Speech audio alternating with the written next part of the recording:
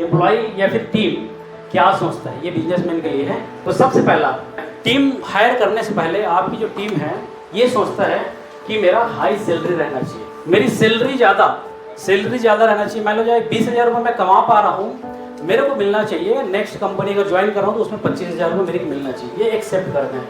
तो ये आपके बिजनेस के एम्प्लॉय ये सोचता है।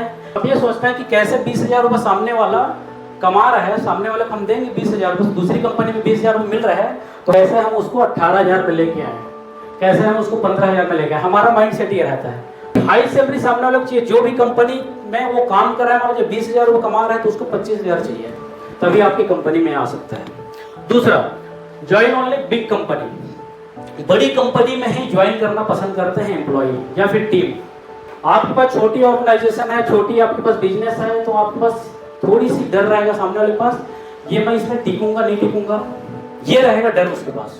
तो आपकी कंपनी बड़ी रहना चाहिए तभी ज्वाइन कर पाएंगे। उसके बाद है जो आपकी जो एम्प्लॉय है, माइंडसेट ये रहता है कि उसको नो एक्स्ट्रा टास्क, कोई अलग से उसको ज्यादा काम करने की जरूरत मत पड़े।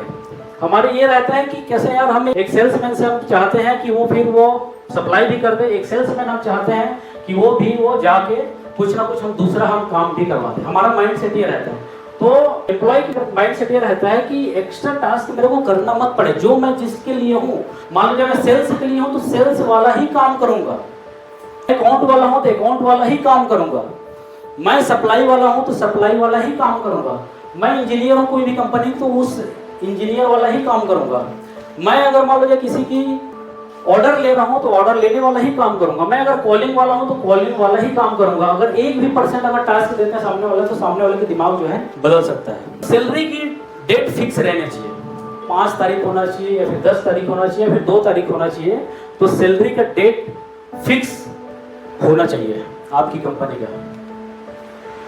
ग्रोथ अपॉर्चुनिटी हम कितने दे पा रहे हैं, तो सामने वाला एम्प्लॉय की माइंड सेट रहती है कि वो ग्रोथ इस कंपनी में हम ज्वाइन करेंगे तो हमारी ग्रोथ अपॉर्चुनिटी कितनी रहेगी। उनके दिमाग में ये रहता है कि कंपनी तो बड़ा बन गया, मान लो जाए अगर हम ज्वाइन कर लिए, कंपनी तो बड़ा बन गया, लेकिन हमारा क्या, हमारा तो 20,000 ज्यादा 25,000 होगा।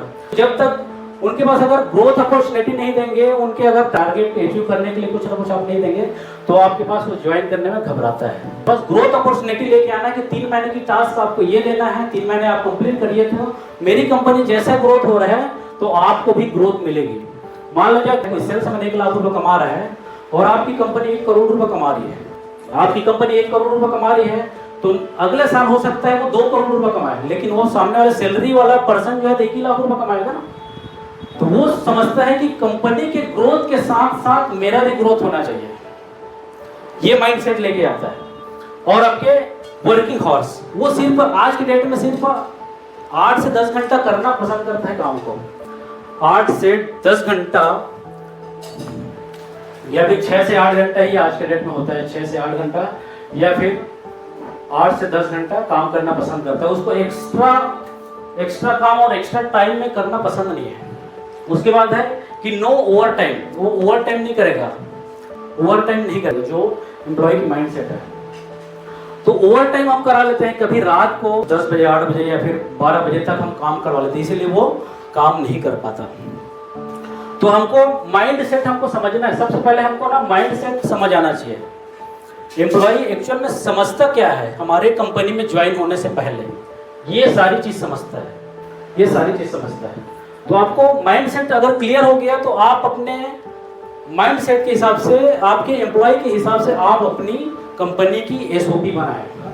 अब ये जो है एक कंफर्टेबल रूल और रेगुलेशन चाहता है आपकी टीम ज्वाइन होने से पहले कि मुझे अगर कोई भी चीज में अगर ज्यादा टास्क वगैरह हो गया, ज्यादा कुछ हो गया, तो आपके पास वो नहीं आएगा।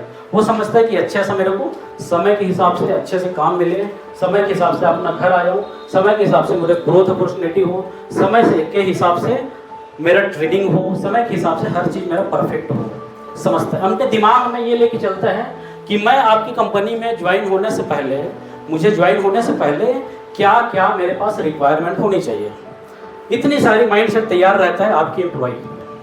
क्या क्या सोचते हैं, ये अपना बिजनेस के लिए हो गया, जिसकी फैक्ट्री है, जिसकी बिजनेस है, जिसकी ज्वेलरी दुकान है या फिर जिसकी कपड़े की दुकान है, आपके लिए ये बिल्कुल एक क्वेश्चन दिमाग में आप रख लीजिए कि ये माइंड सेट है जो हमको समझना जरूरी है हमको अच्छे टीम हायर करने से पहले।